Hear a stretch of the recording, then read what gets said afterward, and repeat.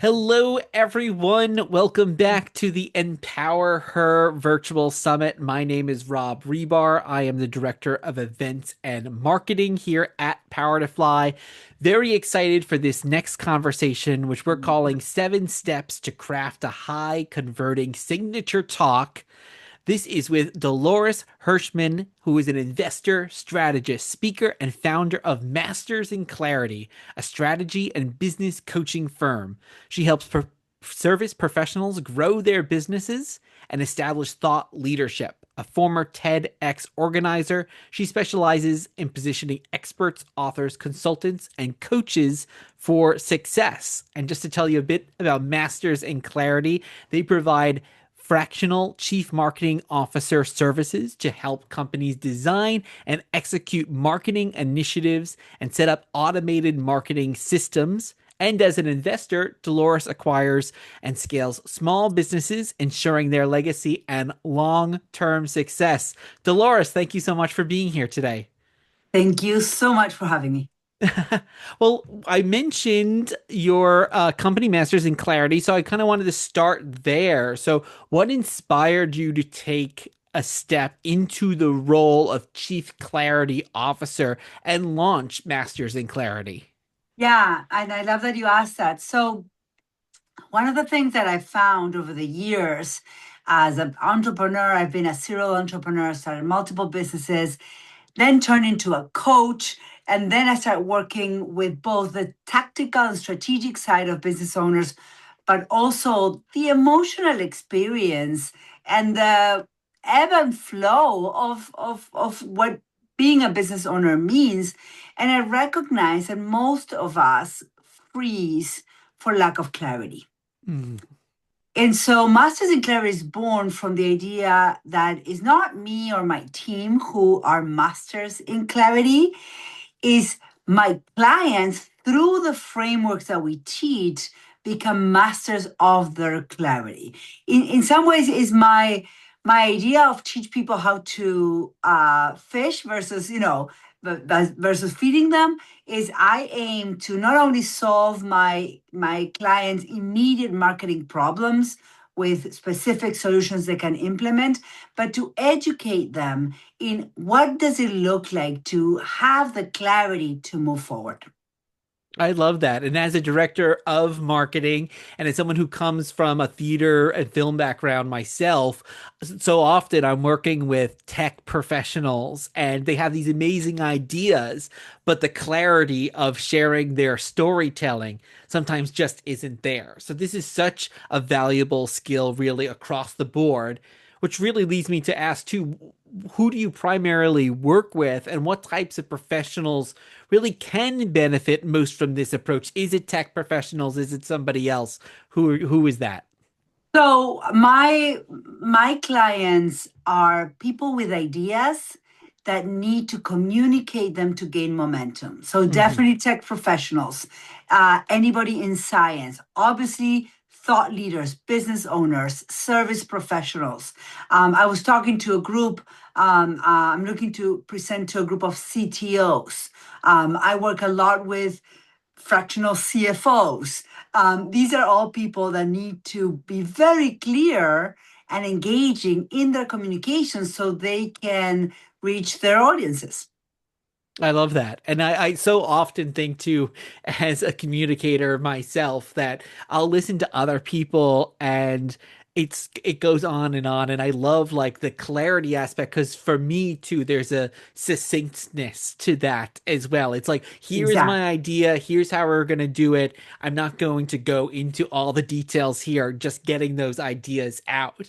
And that's a big challenge for a lot of people. So I'm also wondering, what is the most common challenge that your clients have really faced when trying to position themselves as thought leaders? Because right now, there's a lot of noise out there in the world. So, kind of cutting through that and getting that clarity can be much harder than one would think. Yeah. So first of all, when we talk to everybody, we are not talking to anybody. Hmm. So I always tell my Mm. clients, I know you can work with a lot of different people, but who are the people you choose to work with? who are the people you are called to work with? And having that clarity is critical. And not only just the clarity, but the decisiveness to say, I am taking a stand for these types of clients. And maybe there's other types of clients that come to you, and that's fine. But you're specifically talking. So there's clients that I have that only talk to women or women of a certain business size or growth. I specifically talk to service professionals and C-level executives because I know that if I can help them share their ideas powerfully, then I can have an impact in their worlds. So it's choosing who you're going to be talking to. And then Mm. the other thing that I share with my clients is, and sounds kind of harsh, but nobody will listen to you. Nobody really cares about what you have to say until you make them care. So, Mhm. whenever you are in an active communication, either from a stage with an audience or on social media, or wherever you are communicating, is make sure that you are intentional about bringing that listener into your world with their language. And then introduce who you are. Don't start with Mhm. you. I love that. And we have lots of folks that watch these conversations and are joining our job fairs who are looking for open roles, looking to take the next step in their career. So while a lot of folks you're working with are on the C-suite or entrepreneurs, I think a lot of this advice can also apply to people who are looking for roles. Because Absolutely. as you said, like, you can just talk about yourself, but until you're talking to that hiring manager or recruiter and really making them care why they should be listening to you, you're probably not getting across what you need to get across. Yeah, and here's an example that can work specifically for these type of people. Is what would it look like if any position you walk into a recruiting conversation and the first thing out of your mouth is tell me what has been the most challenging part of filling this position. Mm, Like, what if you were to ask a recruiter that? yeah. Like, first of all, you are from the beginning leading the conversation. And two, if you listen actively, then when you get a chance to introduce yourself, you are introducing yourself knowing the filters of listening that your recruiter is having. hmm Well, I think the key word you mentioned there too is conversation, because often people go into these, whether it's an interview or it's something else, as I'm speaking at you, but you Monologue. want to have that conversation exactly, monologuing. And we always say that when people are applying to roles, or maybe when you're, looking to raise money as well. Like, it's not just talking at someone, it's like it's two-sided, right? You want to hear what that other person has to say as well. So I love that. And when you are working with folks, how do you intentionally align external business growth with internal personal growth? Because sometimes those can be at odds a little bit. Well, that's a great question. I always say that your career, whether you are an executive or an employee in a company, and your business is still your career, will grow to the extent of your internal personal development. Mhm. So if you are triggered when you get feedback, that's going to be a boundary of growth. It will it will stop you from growing. If you are triggered when things are not perfect, if you like every single thing that you can tell triggers you. When I say trigger, is like it makes you spiral or negative thought. I was talking to someone yesterday, a young adult, first job, first years of job, and he I could tell that he was creating stories in his head out of what his manager had shared. And it was stories in his head. I mean, there wasn't really nobody had, he's like, well, I might be getting fired and da, da, da, da. It's like, how do you know? You like eh, so so so understanding that our little crazy monkey brain um, will go on tangents, will spiral, will go into fear scenarios or whatever it does. That is a space for growth. All of us have our negative self-talk, our judgy voice, our like you something bad's gonna happen voice. And if we don't grow through that experience, we're actually going to manifest what our voice says because we're gonna behave as if we believe that that voice is true, and we're gonna show up defensive to our boss or to defensive to our clients or whatever. I love that. Yeah, and when we have polled our community, personal growth was actually so high on their list of what they want to achieve. Personal growth was actually higher than they want a salary increase, actually. Like, so it is so key because as you're saying, if you don't get that personal growth, you're not going to get the professional growth from. Exactly. The salary, the increase in salary position is a consequence of your growth in your self leadership, in your resiliency, in your capacity to communicate and collaborate with your peers. Oh, yeah, I totally agree.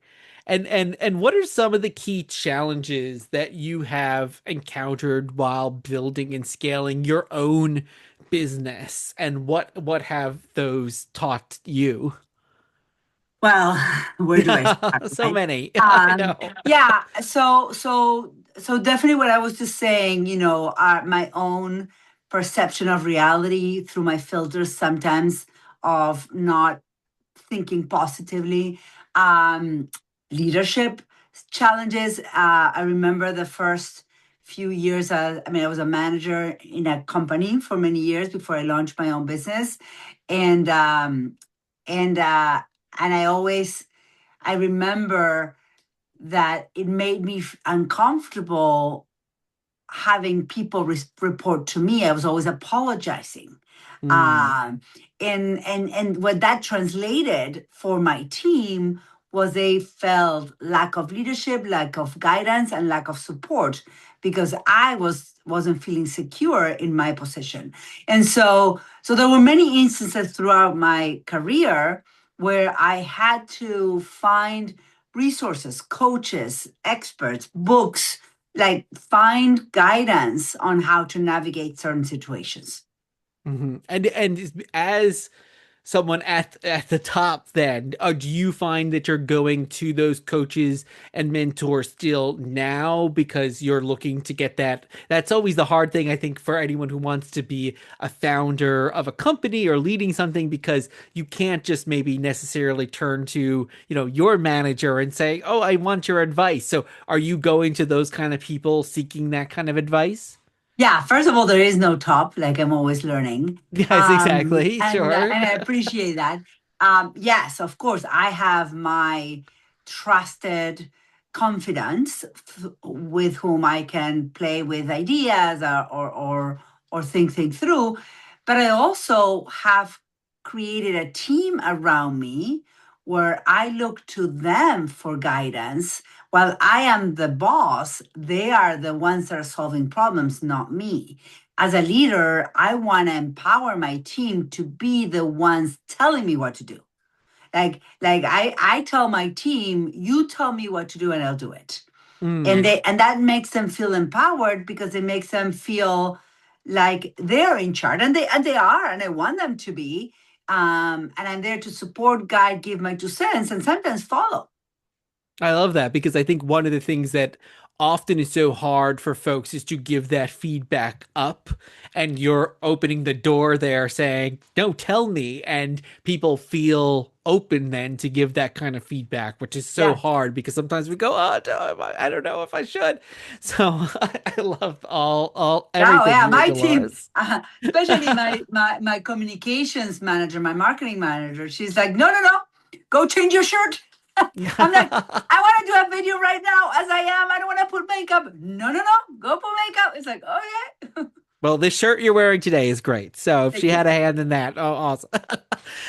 So I love, we, of course, we're talking about kind of the title of this conversation about signature talks. You've worked a lot with TEDx. So what really, though, separates a high converting signature talk from just like a good presentation, something that simply informs people, but as you said, something that makes people care? Yeah.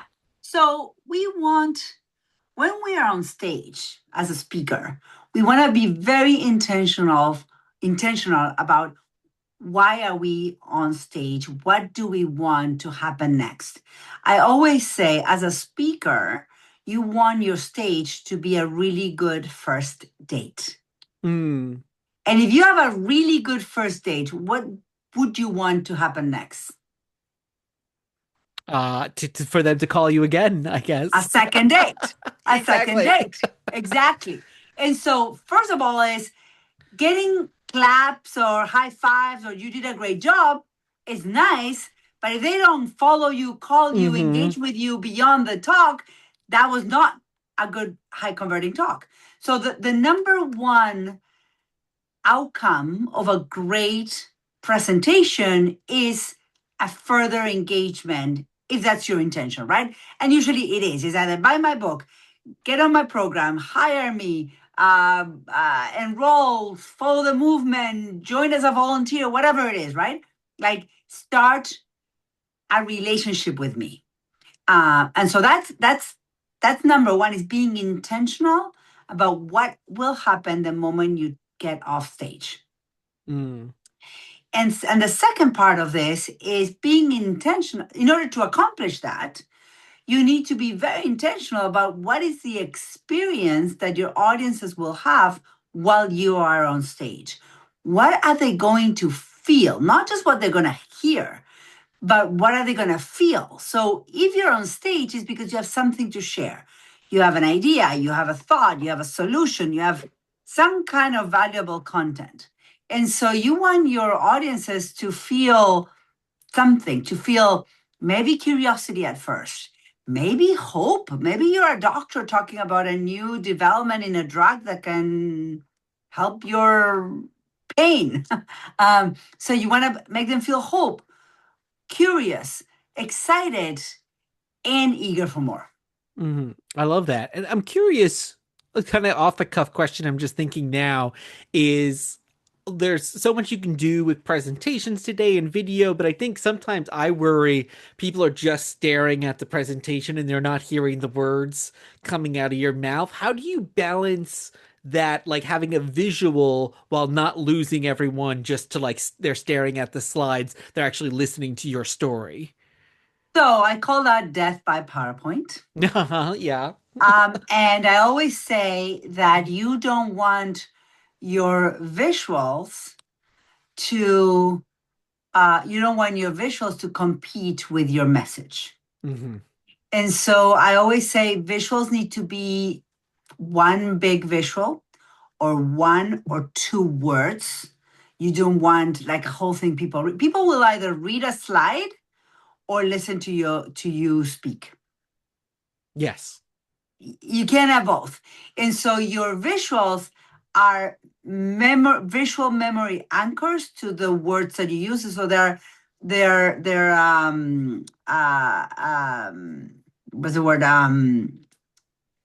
complementary to Hmm. your words. That's it. Yeah.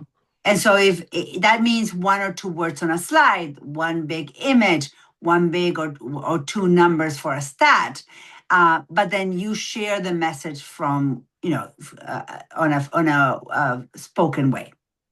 I love that. Yeah, when I coming from a theater background, and I always learned early on, like if you have video on stage when you have an actor on stage, no one's looking at that actor. They're looking at video. And I always say to people now, if you're up on stage and even if you have some B-roll going on, they're not going to look at you because we're so conditioned to just look at a screen, so just a nice still image and then they'll kind of look at you, right? Like we don't need movement all the time. So I think this is great advice. And you've talked about that there are 7 steps that most speakers tend to overlook. I'm not going to ask you all seven, but can you give us like one or two of these 7 steps that folks overlook or underestimate when it comes to doing a signature talk? Yeah, and I'll give you the first one and the last one. Perfect.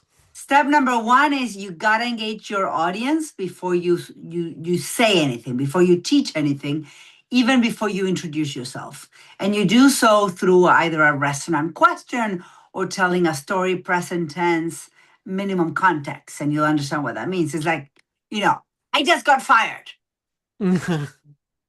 There's a reaction. Even when I just said, of course, I didn't just get fired. I'm having a conversation with you.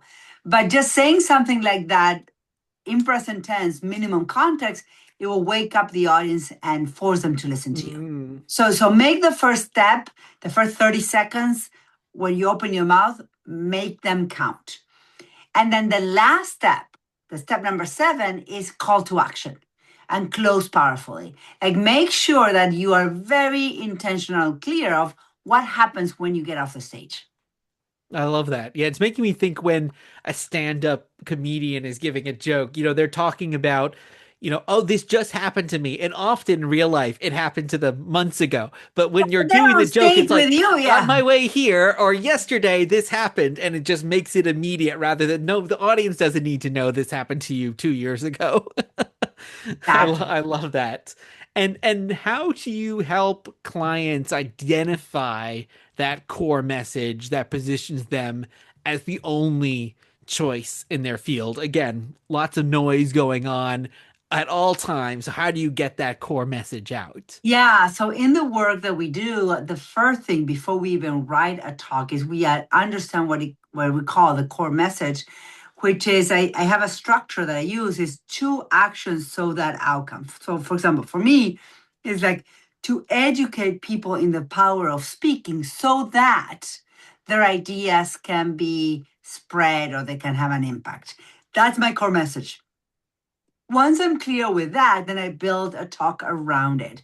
So one of the things that I work with my clients is not so much in how they do what they do or all of the details of the way that they work with people, but it's like what is the outcome of people who engage with you? And so if someone is a writer and wrote a book, it's like, okay, if I read the book, what will happen in my life? Mhm. What will shift? And that's the main idea. I love that. And I think going back to folks who are interviewing for open roles, I always say to folks, say what effect you're going to have on the company. Say, at my previous job, I resulted in 100% growth in X, and I'm going to Yeah. do that here. Like, give those specific numbers, tell that story of what effect you're going to have on them. So I think that is great. And of course, no conversation I feel like these days can ever be done without mentioning AI. So I'm going to mention it now. So where do you think AI fits into the creative process as a whole? Because we're all using it, we're all being told to use it, but at the same time, there is this fear that it's going to dilute the authenticity, the personal voice. We don't want to lean on it too much. So where do you see AI fitting in? So think of AI as your most high productive, highly caffeinated, never sleeps team member. Hmm. It really is a team member. It's a tool. And so it's someone that supports you in your process, in your creative process, but it's not you and it doesn't replace you. So if you remember that always, then use it as a tool. Use it to inspire you with ideas. Use it to help you improve something. Use it to generate specific outcomes of, let's say, content with minimum amount of time, but the last mile is human. You gotta be the last point of quality control. Hmm. I totally agree. And that's something we've said time and time again during events. And I think it's great, especially going back to if you are an entrepreneur and you have a very small company, you don't have a lot of people to turn to, everyone's doing a million projects. AI can be a great sounding board in that case. Obviously, as you said, the human eye has to always be the end all be all. But if you especially don't have like a big team to get all their feedback from, this is a great tool then to use. Yeah. And as we kind of start to wrap up, Dolores, what once someone has crafted that signature talk, so what are the most effective ways to leverage it for business and long-term influence? Like, should they be, giving the same talk over and over again? Should they be recording it and getting it out there? How do they translate that talk then into actual business growth? So first of all, once you have a talk, you have lots of sound bites. Mm-hmm. So use it to create micro content for your Yes. social media platform. Once you have your talk, create a video, put it on your website. Once you have a talk, create a video and send it ahead of a sales call. Mm-hmm. Okay. And once you have a talk, aim to book yourself on a stage, virtual or in person, almost on a weekly basis. And a podcast is a stage. Yes. So ask yourself, how many times can I be sharing this message on a monthly basis? And I would say grab one talk and get it out there, the same talk over and over again. It can be boring for the speaker, but know that you deliver the 70% of the same talk over and over again. You just adapt 30% for the audience you're speaking to. Mm-hmm. But ultimately, you want your message needs to be repeated over and over and over and over again to create your brand and for people to understand she's the lady that talks about X. I love that. It's almost Yeah. like we're coming out of the Olympics, right? Mm-hmm. If you're a free ride skier, you perfect your free ride skiing and you don't switch around in other modalities of winter sports. You just become the best free ride skier you can be, even if at some point you're like, oh, I would like to do something else. Well, yeah, that's for a hobby, but keep on doing, stay on a lane and own that lane. I love that. It actually brings me back to kind of thinking again about stand-up comedians because we sometimes think, "Oh, wow, that's so funny. They just came up with that or they just did it." No, they've probably been doing that for like 6 months, a year, refining it, changing it for based on the audience, but it takes time to keep doing that, getting that out there. So I think we can easily kind of forget about that. Or I love even the point where you say it might be boring maybe for the speaker, but ultimately the audience is probably I've hearing never this heard it. for the Yeah. first time. So that is great. Well, this was all some amazing advice, Dolores. So I'd love to just wrap up by letting the audience know where can people find you? Where should they follow you if they want to find out more about Masters in Clarity? Where should they go? Let the audience know. Yeah, mastersinclarity.com. There's a lot of resources there. There's a free button where you can download resources from my website. So come to mastersinclarity.com. Amazing. And if folks are listening to this later, we'll also be including is in our post event blog post as well. Dolores, thank you so much for all this advice. I know it resonated with me, so I'm sure it's going to resonate a lot with our audience as well. Thank you Thank so you much so for much. being here. Thank you.